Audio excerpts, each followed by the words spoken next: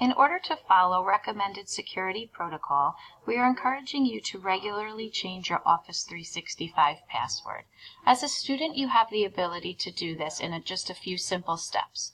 When you access your Office 365 account, go up to the top black bar and you'll see a little cogwheel. When you click on that cogwheel, you'll see some options.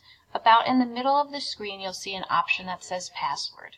If you go ahead and click on the Change Password button, you'll be prompted to put in your old password or what you are currently using to access your Office 365 account, and then you're going to be prompted to create a new password.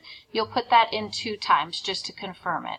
A good idea is to come up with a password that is unique, that combines uppercase letters, lowercase letters, some numbers, and symbols. Try to avoid having your name in it or something that you have used in the past.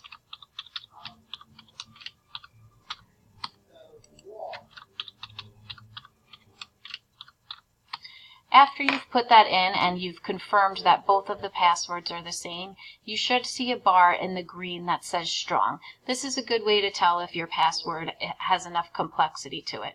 Once you have finished doing those few steps, go ahead and click Submit.